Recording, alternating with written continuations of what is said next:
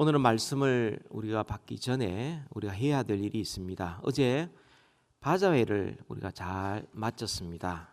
그래서 이 모든 것이 하나님의 은혜로 된 줄 알고 우리 하나님께 먼저 감사합니다. 우리 같이 한번 우리의 입으로 감사합니다 한번 해보십시다. 감사합니다. 정말 하나님의 은혜였죠. 또 이것이 우리 모든 성도들 직접 나오신 분이나 또 부득이하게 나오지 못하신 분이나 시간을 내신 분이나 물질을 내신 분, 모든 분들의 협력에 의해서 이 모든 것이 이루어졌습니다. 그래서 서로 격려하며 칭찬했으면 좋겠는데요. 우리 한번 서로 격려하십시다. 수고하셨습니다. 이렇게 한번 하십시오.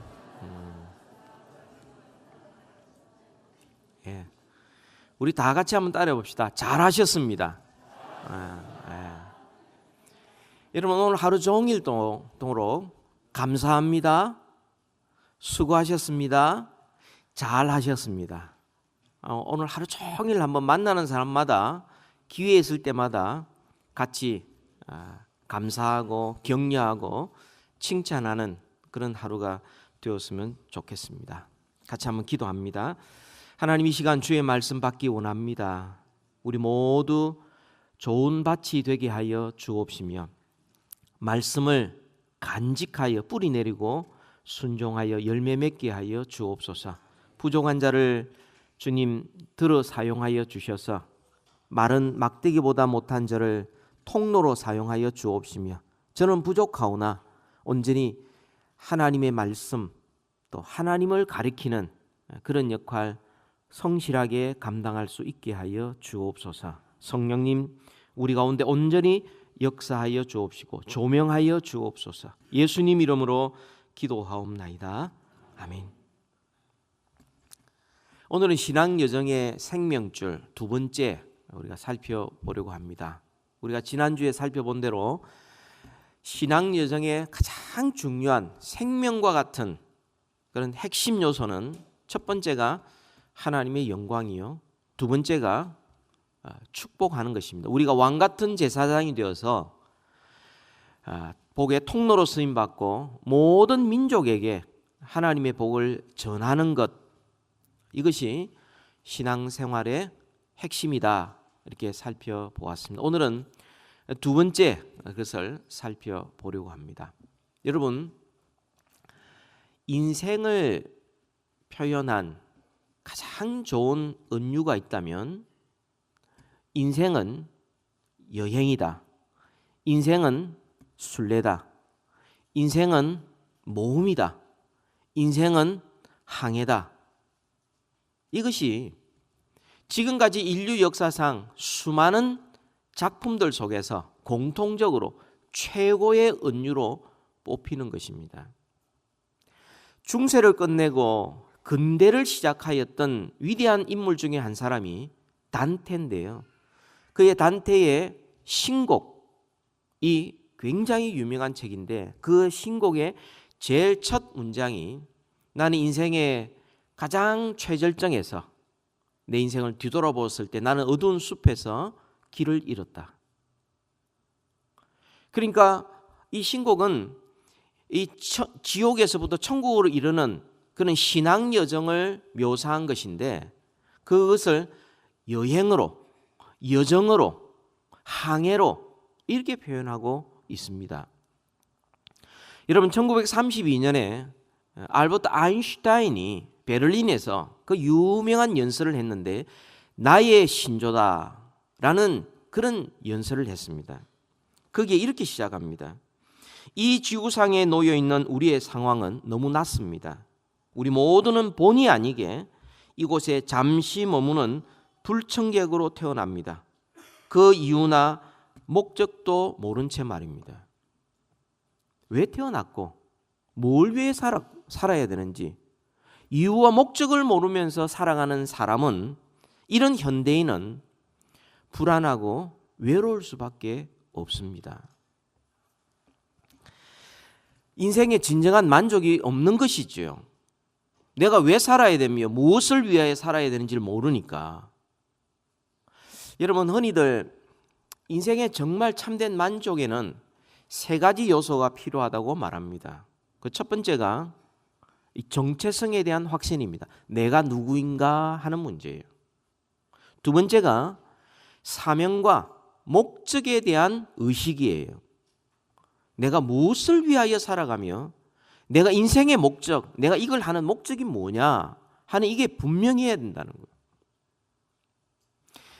마지막 세 번째로는 앞에 모든 나의 정체성과 사명과 목적과 관련된 것인데 그건 삶의 의미입니다.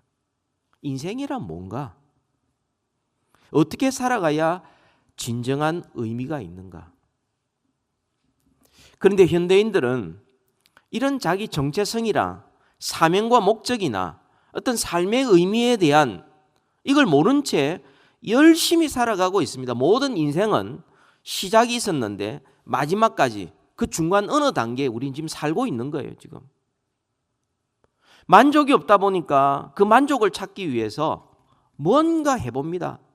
학업에, 취업에, 혹은 연애에, 결혼에, 혹은 육아에, 쇼핑에, 또 어떤 승진에, 출세에, 하여튼 여러 가지로 해보는데 현대인들의 공통점이 뭐냐면 무언가 더 필요하다는 거예요. 무언가 정말 진정한 만족이 없다는 것입니다. 여전히 불안하고 외롭다는 거죠. 왜냐하면 삶의 소유는 많아졌지만 목적이 없었기 때문에 그렇습니다. 기회는 많아졌는데 삶의 기준이 없기 때문에 그렇습니다. 또 선택사항은 많아졌는데 사명이 없기 때문에 그렇습니다. 그러니까 뭔가를 하고 있는데 그 이전 세대보다 훨씬 더 열심히 살고 있는데 그런데 왠지 불안하고 그리고 외로운 것입니다. 여러분, 한 번뿐인 인생입니다. 짧은 인생입니다. 우리가 이 방향과 목적, 삶의 의미를 알고 살아가야 합니다. 그래야 우리 인생에 진정한 의미가 있고 우리가 이 모든 선택 상황 가운데 정말 정확한 기준을 따라서 우리가 살아갈 수 있는 것이죠.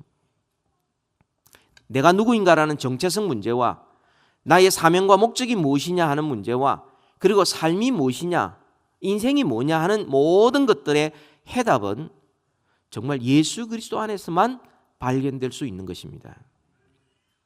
왜냐하면 내가 누군가를 알기 위해서는 나를 만드신 하나님이 누구신지를 알아야죠. 여러분, 우리가 하나님을 어떻게 알 수 있습니까? 예수 그리스도를 알아야 비로소 하나님을 알 수가 있어요. 그리스도를 통하여야만이 하나님을 알게 되고 하나님을 알아야 내가 누구인지를 알게 되고 우리의 사명과 인생의 목적도 우리는 예수 그리스도를 알아야만이 비로소 알 수가 있어요. 그냥 인생이 태어나서 먹고 살다가 남들처럼 살다가 살아가는 그것에는 사명과 목적이 없고 그리스도 안에서 거듭나서 새로운 피조물이 되었을 때 비로소 우리는 참된 삶의 사명과 목적을 알 수 있기 때문에 여러분, 인생의 사명과 목적은 그리스도 안에서만 발견할 수 있습니다. 삶의 의미도 마찬가지예요. 예수 그리스도께서 우리 앞서 걸어가시면서 인생이 뭐며 어떻게 살아야 되는지를 우리에게 보여주셨기 때문에 그렇습니다.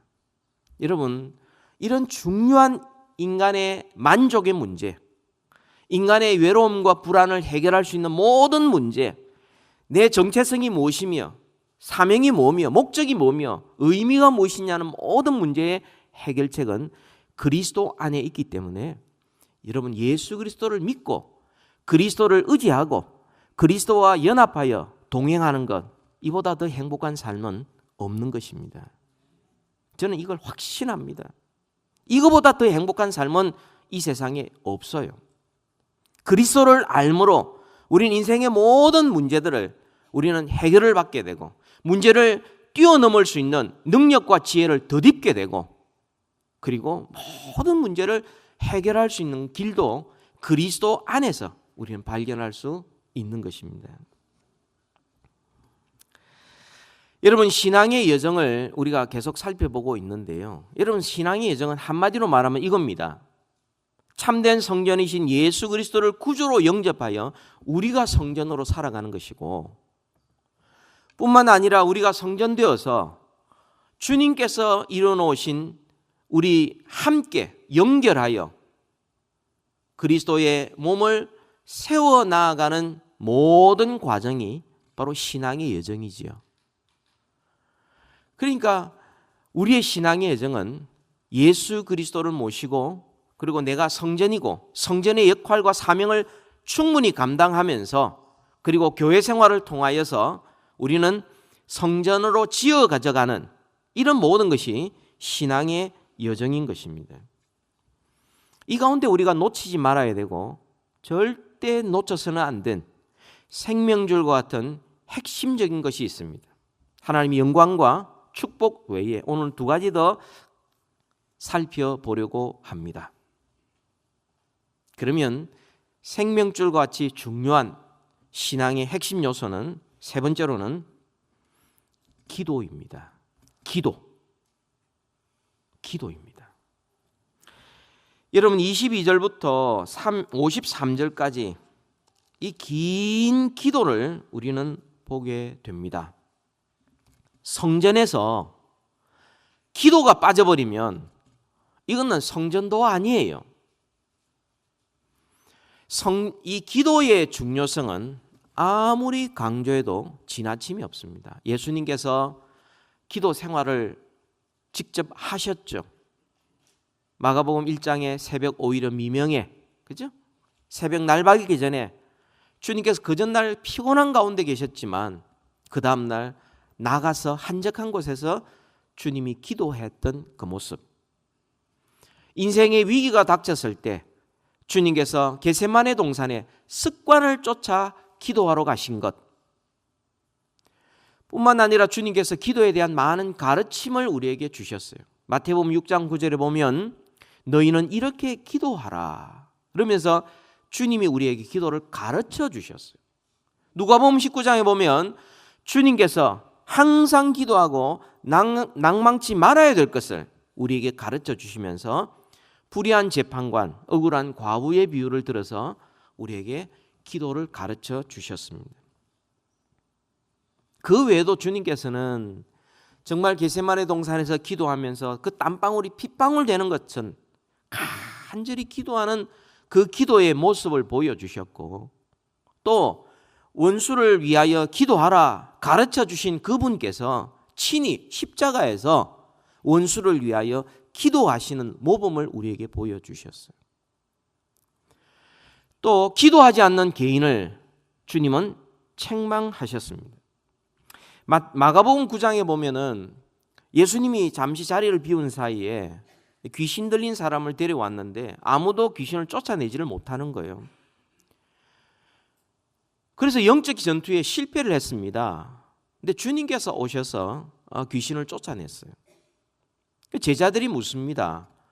우리는 왜 안 됩니까? 라고 물었을 때 마가복음 9장 29절에 이렇게 말합니다. 기도 외에 다른 것으로는 이런 종류가 나갈 수 없느니라.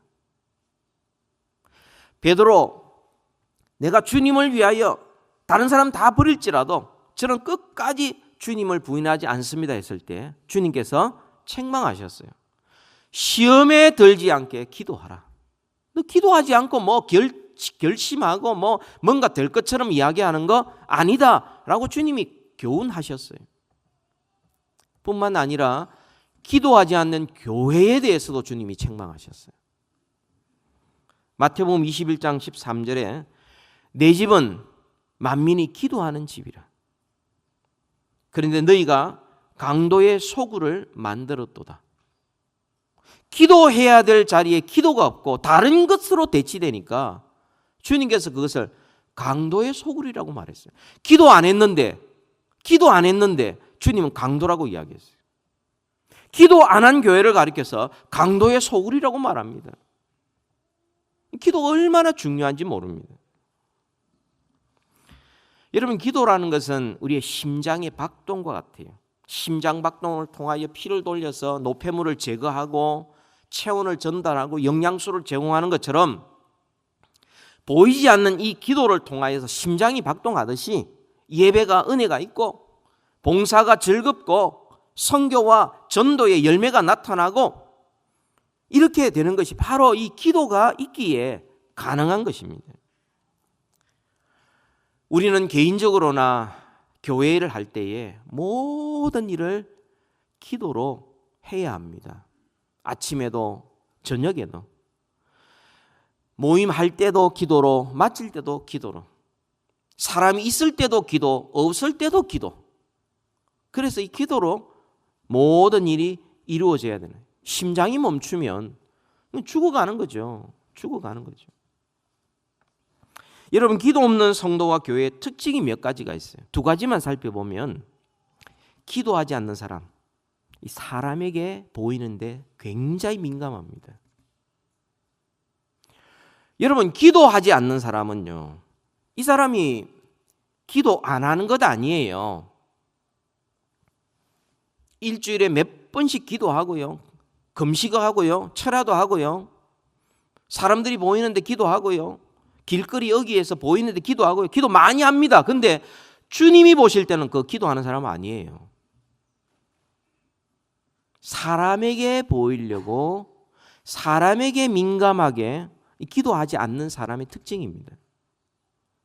기도하지 않는 교회의 특징이기도 해요.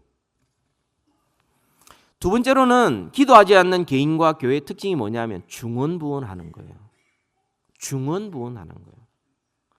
뭔가 오래, 뭔가 많이 하다 보면은 주님이 감동을 받아 주님이 설득당할 줄로 알고는 중언부언하는 거예요. 그냥 계속 그냥 쉴 틈 없이 그냥 막 기도는 하는데 하나님이 보실 때는 그건 기도가 아니에요. 그 중언부언이라는 것입니다.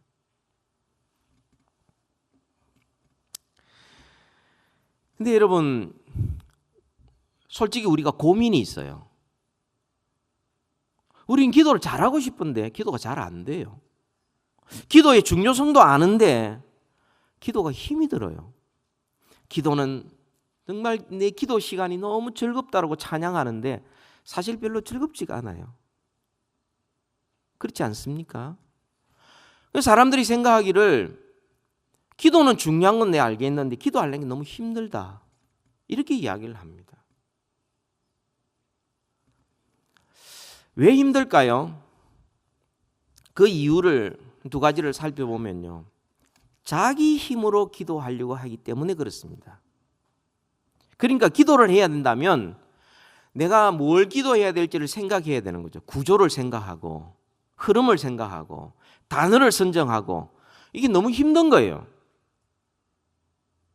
그러니까 기도가 하나님과의 그 친밀한 교제의 기쁨이 아니고 기도의 흐름을 잡아야 되고 내가 기도의 단어를 선정해야 되고 하니까 이게 즐겁지가 않는 거예요. 힘이 드는 거죠. 자기 힘으로 하려고 하기 때문에 그렇습니다. 또 하나는 기도 내용이 너무 지루해요. 맨날 똑같아. 하나님 저 건강하게 해주시고 직장과 사업 잘 되게 해주시고 우리 자녀 공부 잘하게 하고 건강하게 잘 해주시고 또 부모님 건강하게 해주시고 교회도 문제없게 해주시고 이런 것밖에 없어요. 그냥 맨날 기도하면 그것만 기도하고 있는 거예요. 그냥 하나님이 얼마나 지루하겠습니까? 하나님이 그 기도 들으시고 지루하시는데 기도하는 사람도 알죠. 내가 지금 하고 있는 게 얼마나 그래서 사람들이 기도할 때 굉장히 기도가 짧아지는 거예요.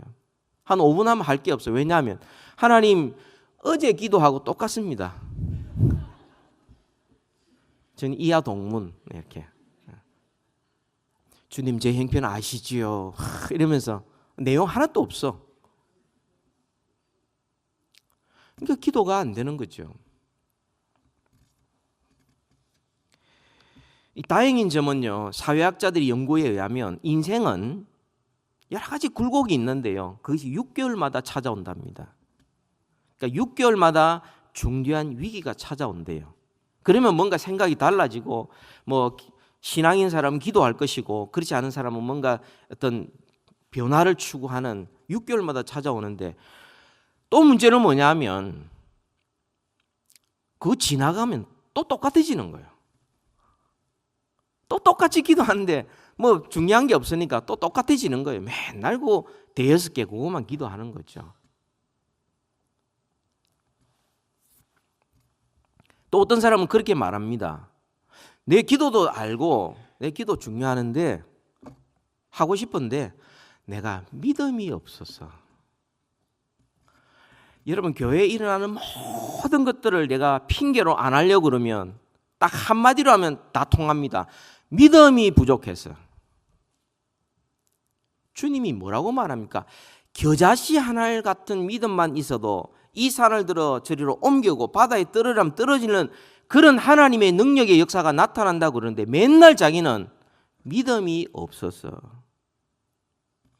그러니까 믿음이 없다고 그러는데 뭐라고 그러겠어요? 그 믿음 가지는데 언제 가질지 기약이 없어요. 그러니까 맨날 기도하십시오. 믿음이 없어서. 봉사하십시오. 믿음이 없어서. 예배에 열심히 합시다. 믿음이 없어서. 우리가 기도가 이렇게 힘들고 잘 안 되는 게 그럼 하나님을 사랑하지 않아서 그럴까? 아닙니다. 우리 하나님 사랑해요. 또 정말 기도를 잘하고 싶고 기도 시간을 통하여 하나님과 교제하고 싶어요. 뭐 이렇게 새벽 기도뿐만 아니라 또 합심하여 기도할 뿐만 아니라 개인적으로 가정에서도 혹은 어떤 기회 있을 때마다 그런 시간을 기도 시간으로 만들어가면서 주님과 그렇게 교제하고 싶어요. 그런데 잘 안 돼요. 그래서 기도를 잘하고 싶은데 안 되는 사람들이 추구하는 또 하나의 해결책이 뭐냐면 방언 기도를 추구하는 거예요.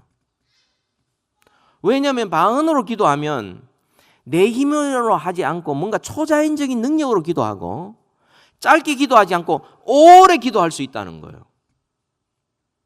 여러분 방언 기도하는 사람 거기에 대해서 제가 자세하게 말씀을 드리지 않겠습니다만 이 방언이라는 것은 은사라는 것을 기억하셔야 돼요. 은사라는 것은 하나님께서 교회를 위하여 주셨다는 것을 기억하셔야 됩니다. 그런데 방언 기도하는 사람들의 공통적인 특징이 뭐냐면 자기 기도 생활을 좀 더 오래 하기 위해서 좀 더 깊이 하기 위해서 그걸 사모하는 거예요. 이게 지금 근본적으로 시작부터 잘못된 겁니다. 혹시 하나님께서 여러분에게 방언 기도를 하게 하시면 여러분 기도하십시오. 그러나 교회의 유익을 위해서 나를 위한 기도가 아닌 교회를 위해서 기도하셔야 그게 올바른 기도예요. 여기까지만. 여러분 그러면 어떻게 기도를 할 수가 있고 어떻게 기도 생활을 즐겁게 할 수가 있습니까? 이게 진짜 중요한데 왜 기도가 안 되느냐? 이 기도를 즐겁게 하기 위해서 어떻게 해야 되느냐? 오늘 한 가지 말씀드리면 말씀이 기도를 이끄도록 해야 합니다. 성경 말씀이 이끄는 기도 생활을 하셔야 됩니다. 여러분 22절부터 53절까지 이 긴 기도 실제로는 솔로몬이 이거보다 훨씬 더 길게 기도했을 겁니다. 이 긴 기도의 내용은 신명기서를 요약한 것입니다. 22절부터 시작되면서 기도 내용이 만일이라고 시작을 하는데요. 이게 8번이나 반복되고 있습니다. 31절에 이웃에게 범죄했을 때, 33절에 전쟁에서 패배했을 때, 35절에 범죄로 징벌받을 때, 37절에 기근과 전염병이 있을 때, 41절에 이방인이라도 하나님께 돌아올 때, 44절에 전쟁에 나갈 때, 46절에 포로가 되었을 때, 이 모든 것이 신명기서의 요약이에요. 그러니까 이 솔로몬이 그냥 기도한 거 아닙니다. 하나님 저한테 지혜를 좀 더 주시고 좀 더 부유하게 하시고 이 우리나라에 평안을 주시고 그 다음에 모든 문제가 없게 하시고 모든 것들이 형통하게 하시고 이런 기도가 아니에요. 지루한 기도가 아닙니다. 또 중언부언하는 기도도 아니에요. 그냥 하나님 앞에 막 설득시키고 뭔가 많이 오랫동안 기도하면 하나님께서 어쩔 수 없이 받아들이려고 하는 그런 기도도 아니에요. 이 기도를 통하여서 이 솔로몬은 하나님의 뜻을 더 깨닫고 약속의 말씀을 붙들고, 이 기도가 방황하지 않습니다. 지루하지가 않아요. 이럴 때는 하나님, 주님이 약속하신 그 말씀대로 이렇게 이루어 주시고, 이렇게 해주시고, 이렇게 해주시고, 이렇게 기도합니다. 여러분, 오늘 본문으로 다시 한번 돌아오시면요, 59절 볼까요? 59절. 여호와 앞에서 내가 간구한 이 말씀이라고 말합니다. 말씀으로 기도한 거예요. 말씀이 길이 되고 빛이 되어서 그 말씀을 따라 기도한 거예요. 왜 우리의 기도가 지루하냐? 왜 우리의 기도가 중언부언하느냐? 왜 우리의 기도가 노동이 되고 힘이 들고 이게 기쁨이 없느냐? 왜 기도가 잘 안 되느냐? 내 것 가지고 맨날 기도하니까 새로울 것 하나도 없고, 내 거 막 주장하니까, 그러니까 내가 힘이 드는 거예요. 어떻게 하면 하나님을 설득시킬까 생각하니까 기도가 안 되는 거죠. 그런데 성경을 펼쳐 성경을 읽는 가운데 그 약속의 말씀이 이렇게 주님께서 하시는 말씀으로 들렸을 때 그 구절을 붙들고 그 성경 말씀을 내 기도로 바꾸는 거예요. 지금 열왕기상 8장의 이 내용은 신명기서의 내용을 기도로 바꾼 아주 좋은 예입니다.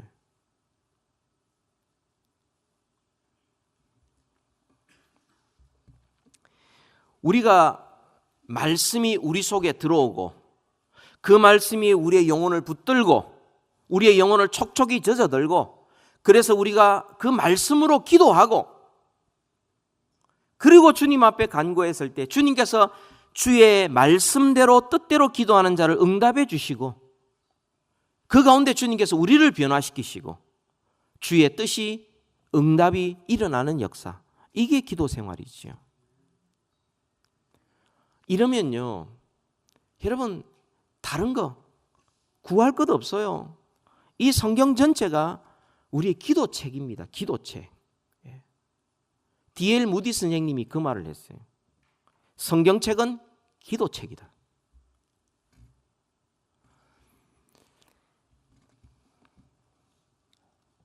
여러분, 우리 모두 기도의 사람 되기를 우리 주님의 이름으로 축원합니다. 우리 교회가 정말 기도하는 교회가 되기를 축원합니다. 기도가 끊이지 않고요, 기도 응답의 간증이 많고요, 하나님께서 우리 기도를 어떻게 응답해 주셨고 이 약속의 말씀 어떻게 이루어지시는지, 그것이 우리 가운데 풍성이 넘치는 그런 신앙생활 되기를 주님의 이름으로 다시 한번 축원합니다. 그럼 네 번째로, 우리 생명줄처럼 중요한 핵심적인 것이 있습니다. 놓치지 말아야 되고 놓쳐서는 안 되는 핵심 요소가 있어요. 그게 바로 기쁨입니다. 기쁨이에요. 여러분, 66절 맨 마지막에 보시면은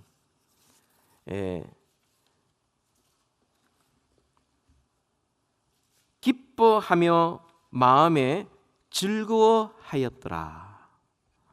여러분, 신앙생활의 핵심 중의 핵심은 기쁨입니다. 우리가 신앙 고백을 우리가 다음 주에 우리가 살펴보게 될 텐데요, 거기 5번째거든요. 그 신앙 고백의 대표적인 게 하나가 웨스트민스터 신앙 고백서, 그걸 교육용어로 소요리문답을 만들었어요. 제1문답이 뭐냐면, 사람의 제일 되는 목적이 무엇입니까? 라는 질문이에요. 답이 뭐죠? 사람들의 제일 목적은 하나님을 영화롭게 하고 영원토록 그분을 즐거워하는 것입니다. 즐거워함으로 하나님 앞에 영광 돌려드리는 것, 그게 인생의 제일 되는 목적이요 인간의 본분이다라고 말합니다. 기쁨이에요. 여러분, 예배 드릴 때도 기뻐해야 되고, 기도할 때도 기뻐해야 되고, 찬양할 때도 기뻐해야 되고, 봉사할 때도 기뻐해야 돼요. 이 기쁨이 우리 모든 신앙의 핵심입니다. 핵심. 왜냐하면 우리 하나님은 기쁨이 충만하신 하나님이시거든요. 시편 16편 11절에 주께서 생명의 길을 내게 보이시리니 주의 앞에는 충만한 기쁨이 있고 주의 오른쪽에는 영원한 즐거움이 있나이다. 하나님의 오른쪽 왼쪽에 기쁨과 즐거움이 영원토록 있는데 그 하나님을 예배하고 그 하나님의 자녀된 우리가 기쁨이 없다. 뭔가 이상한 거예요. 이 신앙생활에 있어서 이렇게 중요한데 여기에서도 우리가 고민이 있습니다. 왜 기쁨이 우리에게는 이토록 없을까 하는 거예요. 왜 기쁨이 없을까? 기뻐하고 즐거워하고 하나님 앞에는 있는데 나도 예배도 드리고 기도도 하고 봉사도 하고 나름대로 신앙생활을 열심히 하는데 왜 기쁨이 없을까? 그 이유를 살펴보니까요.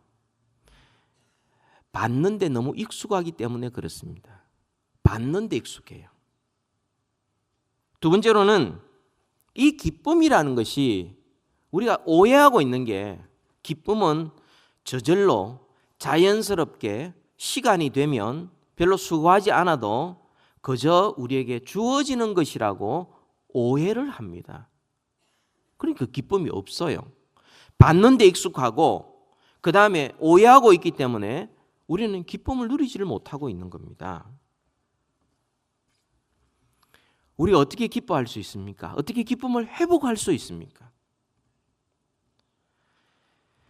여러분 오늘 본문에서 두 가지가 있고 또 일반적으로 해서 세 가지가 있습니다. 우리가 기쁨을 회복하는 방법. 우리가 신앙생활이 기쁨이 있어야 되는데 이 기쁨을 회복하는 방법 그 첫 번째가 헌신해야 합니다. 내 것을 주어야 합니다. 받기보다는 주어야 합니다. 그래야 기쁨이 옵니다. 아무에게나 주는 거 아니에요. 아무에게나 헌신하는 거 아닙니다. 내 물질과 시간과 내 정성과 이것을 아무에게나 주어서는 기쁨이 오지 않습니다. 가장 고상하고 영원히 변치 않는 것에 나의 시간과 물질과 재능과 정성과 사랑을 주어야 비로소 기쁨을 얻게 됩니다. 여러분 기쁨에도 차원이 다르다는 거 아시죠?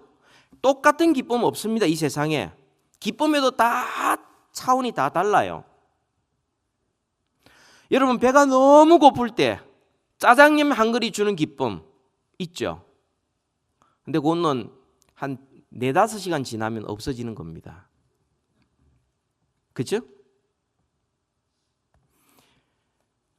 기쁨이 차원이 나는 게 있어요. 그리고 기쁨은 왔다 갔다 하는 그런 기쁨도 있어요. 뷔페점에 들어가가지고 돈 내고 점에 열심히 먹고 나중에 나올 때 배가 너무 아파가지고 약 사러 들어갈 때에 그 고통, 그죠? 기쁨이 변하여 고통이 되는 이런 기쁨도 있습니다.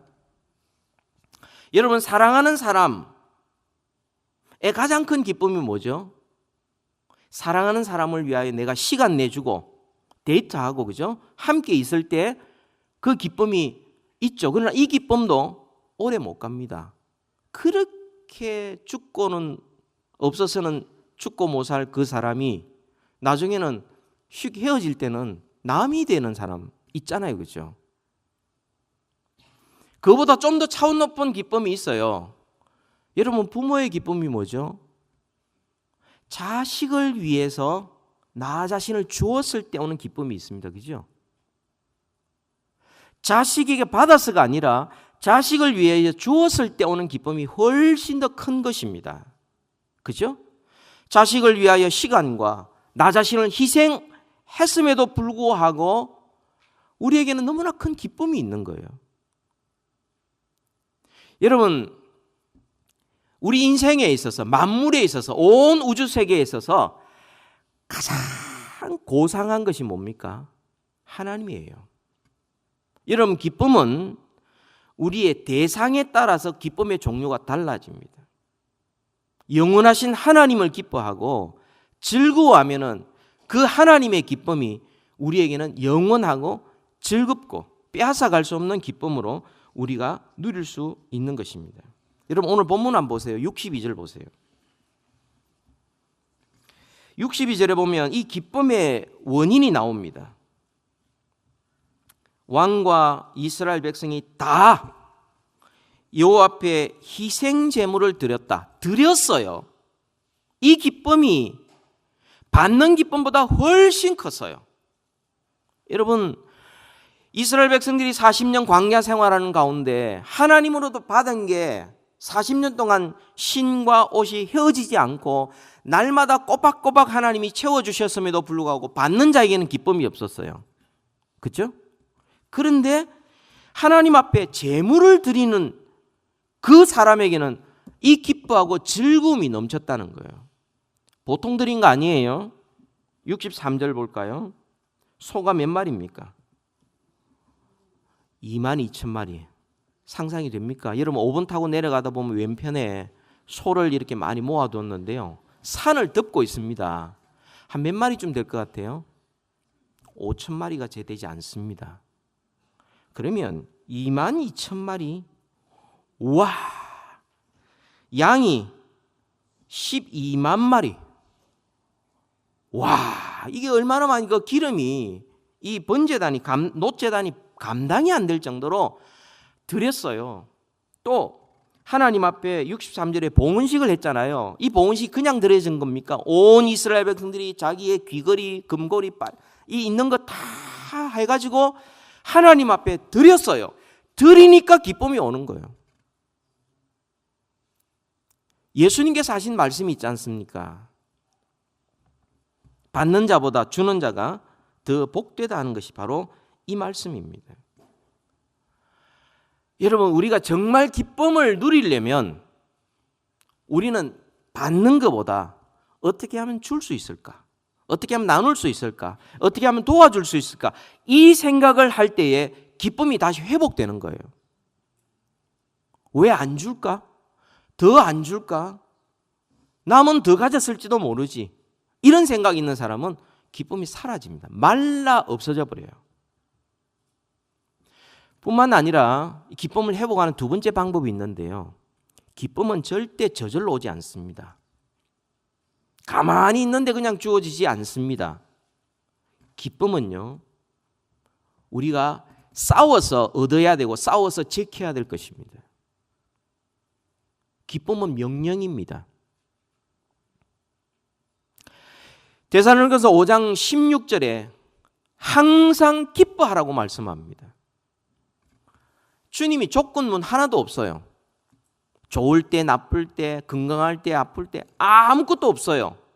어떤 상황이든지 주님은 우리에게 항상 기뻐하라고 명령하십니다. 명령이라는 것은 내가 그것을 순종하기 위해서 그 명령을 지키지 못하게 만드는 것들과 싸워야 됩니다. 나는 전혀 기뻐할 만한 기분이 아닌데요. 지금 이런 상황에 내가 기뻐할 수가 없어요. 그 기분과 그 상황과 싸워서 기쁨을 찾아와야 됩니다. 주님이 항상 기뻐하라는 명령이 그런 거예요. 소극적으로 기다리면 기쁨이 어느 날 오는 거 아니에요. 환경이 바뀌면 그때 기쁨이 찾아오는 것 아닙니다. 어떤 상황 속에든지 우리는 기쁨을 찾아야 되고 기쁨을 지켜야 되고 빼앗기지 않아야 되고 그걸 위해서 싸워야 되는 거예요. 명령입니다. 명령. 빌립보서 4장 4절에도 주 안에서 항상 기뻐하라. 내가 다시 말하노니 기뻐하라 말합니다. 여러분 우리의 기분이라는 것은 무드예요. 감정이에요. 감정은 하루에도 수십 번 수백 번 바뀝니다. 근데 기쁨이라는 건 그거하고 차원이 다른 거예요. 우리가 이 지역이 제가 경험하는 한은 미국에서도 전 세계에서도 날씨가 제일 좋습니다. 여러분이 진짜 좋은 데 살고 계시는 거예요. 제가 동부에도 중부에도 다 살아봤는데요. 너무 좋은 거예요. 여러분 집값 그 컴플레인 하지 마십시오. 날씨 값입니다. 네, 너무 좋아요. 근데 왜 이렇게 날씨가 좋은지 여러분 생각해 보셨습니까? 여름에 시원한 이유는요, 저 위에 알래스카에 있는 그 찬 조류가 밑으로 내려와서 에어컨처럼 불어주는 거예요. 여름에 왜 그렇게 따뜻하고 온화하냐? 겨울 되면 멕시코에 있는 그 따뜻한 물이 샥 위에 올라와 가지고 살짝 따뜻한 바람을 데워주는 거예요. 그 천연 냉장고에 천연 온풍기를 옆에 두고 사니까 얼마나 좋은 거예요. 돈 내야죠, 당연히. 멕시코의 찬 것과 따뜻한 것과 알래스카의 찬 것은 조류라고 말합니다. 조류. 거대한 조류가 흐르는 거예요. 근데 우리가 바닷가에 가보면 파도가 찰랑찰랑 거리면서 우리 앞에 다가옵니다. 그럼 파도라고 말합니다. 여러분, 파도는 기분이고요, 조류는 기쁨입니다. 아무리 파도가 이리 치고 저리 치고 상관없이 조류는 크게 흐르게 되어 있습니다. 하나님이 주신 기쁨이 바로 이런 거예요. 항상 기뻐하라. 주 안에서 기뻐하라. 내가 다시 말하노니 기뻐하라. 주님이 말씀하신 것은 이미 우리에게는 기뻐할 수 있는 조건이 많이 있음에도 불구하고 이 기쁨을 놓치지 않으려는 그런 수고를 우리가 안 했다는 거예요. 그냥 있으면 기쁨이 올 줄 알았어요. 그냥 시간이 지나가면 기쁨이 찾아올 줄 알았어요. 여러분, 아무리 있어 보세요. 그런 기쁨은 왔다가 가는 기쁨들이에요. 정말 기쁨은 주님의 말씀에 순종하여 어떤 상황에서 내가 기뻐하기로 작정하고 그 상황과 싸워서 이겨나갔을 때 우리가 지킬 수 있는 것이 기쁨입니다. 그래서 기쁨은 항상 우리가 마음속에 놓치지 않으려고 노력하고 연습을 해야 하는 거죠. 가만히 있지 마세요. 어떤 상황 속에든지 여러분, 나는 말씀에 순종하여 기뻐할 거야. 이런 자세가 필요합니다. 한번 따라해 봅시다. 가만히 있지 말고 말씀에 순종하여 기뻐할 거야. 네. 따라합시다. 나는 기쁘게 먹을 거야. 오늘 점심에 뭐가 나올지는 모릅니다만 딱 보면서 나는 기쁘게 먹을 거야. 그리고 기뻐하고 먹는 거예요. 나는 기뻐하고 찬양할 거야. 그러고 찬양을 하셔야 돼요. 항상 기뻐하라고 그랬으니까. 그러면 기쁨이 회복돼요. 일하러 가면서 월요일 날 또 일하러 가야 되나.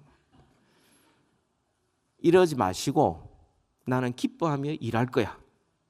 이러고 가는 거예요. 다른 분이 누구 일을 하고 있으면 여러분, 내가 저분이 하는 일을 보고 내가 기뻐할 거야 작정하고 그 일을 보면 칭찬하고 격려할 수 있어요. 어떤 사람이 일 시작하는데 어떡하나 보자. 기쁨을 찾을 수가 없어요. 10가지 다 잘해도 한 가지 못하는 거기에 눈에 확 들어와 가지고는 그 지적하는 거예요. 관계가 틀어지죠. 여러분, 기쁨은 순종입니다. 하나님의 말씀대로 내가 그렇게 작정하고 어떤 환경이나 기분을 물리치고 이 기쁨을 내가 놓지 않고 다른 건 다 잃어버려도 이 기쁨만큼은 내가 붙잡을 거야 라는 이 순종하는 자세, 여기에 하나님 주신 기쁨이 있는 거죠.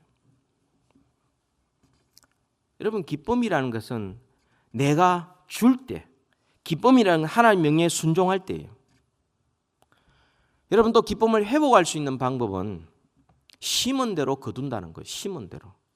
기쁨을 심으면 기쁨을 거둬요. 불평을 심으면 불평을 거둡니다. 염려를 심으면 염려대로 이루어집니다.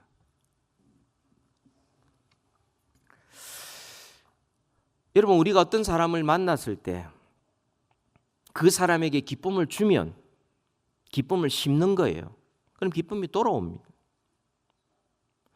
이게 저의 이야기가 아니라 사도 바울이 했던 방법이에요. 사도 바울이 빌립보 교인을 향하여서 이렇게 말합니다. 빌립보 4장 1절에 나의 사랑하고 사모하는 형제들, 나의 기쁨이요 면류관인 사랑하는 자들아, 이게 아부성으로 들립니까?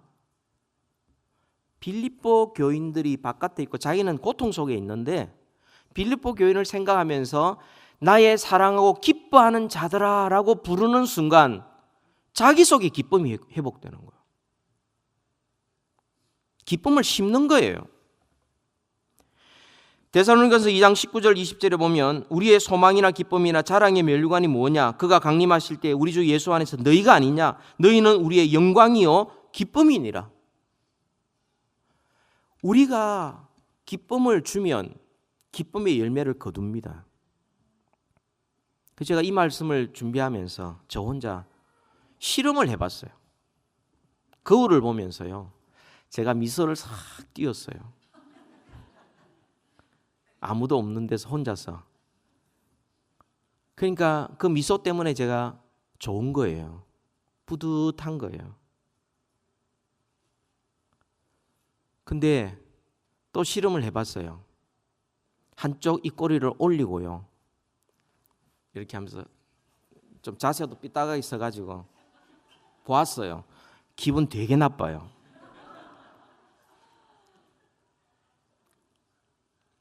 심은 대로 거둡니다. 기쁨을 심으면, 내가 기쁨으로 대하면 기쁨을 거두지만요, 내가 근심과 비판과 염려, 불만을 보면 세상에 불만 아닌 것이 없습니다.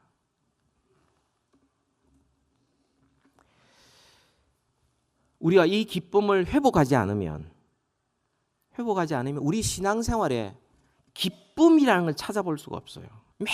맨날 그냥 억울하고, 맨날 섭섭하고, 맨날 안 좋은 것들 때문에 늘 자기 혼자 상처를 받아요. 그게 다른 사람 탓이 아니에요. 자기가 남한테 어떻게 하느냐가 결국 그것을 열매를 맺는 것입니다. 옆에 있는 분하고 한번, 편하신 분하고 한번 쳐다보면서 한번 싱긋 웃어주세요. 좀 웃어주세요. 네. 온 교회를 다니면서요, 좀 웃고 인사하고 내가 미소를 던져주고요, 심어주세요. 칭찬도 심고 격려와 위로도 좀 심고 좀 심어주세요. 그러면 이 교회에 기쁨과 정말 격려와 칭찬의 열매가 엄청나게 자랄 것이고요, 이 세상에 그것 때문에 염려하고 불안하고 외로운 자들이 우리 교회를 찾아오게 될 겁니다. 여러분, 신앙생활에 이 생명줄과 같이 핵심적인 것, 우리가 지금까지 4가지를 살펴보았어요. 첫 번째가 하나님의 영광입니다. 하나님의 영광이 우리 모든 삶의 처음과 끝이고요, 그냥 등뼈와 같고요, 그냥 기둥이에요.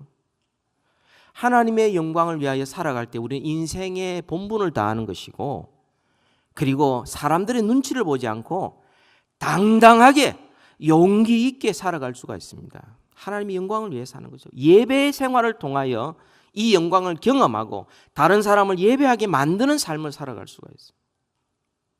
두 번째가 축복입니다.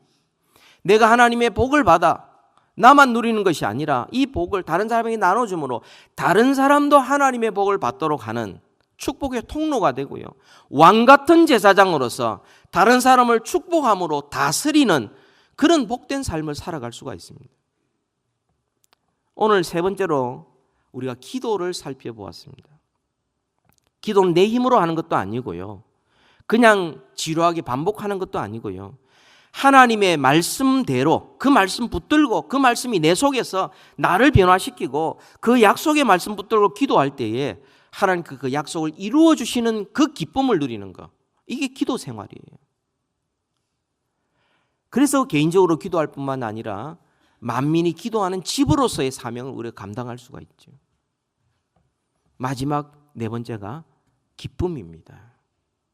이 기쁨은 그저 남들이 우리에게 가져다 주는 것도 아니고요, 환경이 바뀌면 저절로 오는 것도 아니고요, 이 기쁨은 어떤 상황에서든지 주의 약속의 말씀을 붙들고 내가 헌신하고 나누고 베풀 때에 비로소 우리가 주어질 수 있는 적극적으로 맺어가야 될 열매인 것이고요.